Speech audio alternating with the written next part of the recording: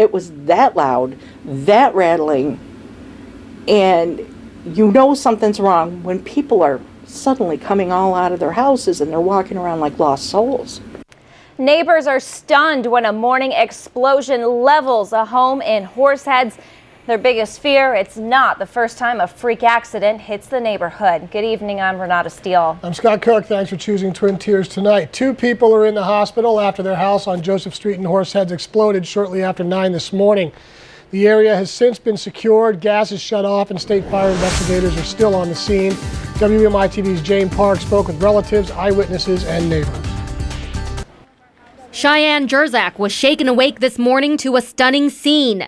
I was in bed at like 9:15 and all of a sudden my house shook and I heard this loud bang and then I heard screaming, so I ran outside and I saw a big cloud of smoke, and then I looked over and the house was like half gone. It was her cousin's home just 2 doors down. These are pictures a neighbor took shortly after she felt the rumblings of the explosion. The house was totally engulfed in flames.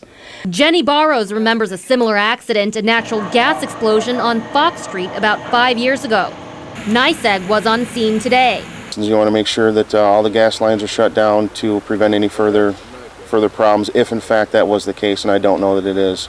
Well, state police and fire officials are still investigating what exactly caused this explosion, and one neighbor who lives just 2 blocks down says he smelled gas as early as 1 o'clock this morning and even called NYSEG. It smelled like propane, awful propane smell. NYSEG workers bore holes near Ernest Parker's gas meter and checked for leaks. They found nothing and left around 4 a.m. But 5 hours later, I was laying in bed and I heard an awful bang. It shook the house, and I wondered what it was, and then I heard the sirens. I knew right away what it was, and I looked out the window and I seen the flames shooting higher in the trees. Ernest and Jenny are relieved they escaped tragedy themselves, but grieve for their neighbors. I mean, it could have been anybody. It could have been anybody. We need some answers, okay, on behalf of everyone who lives here.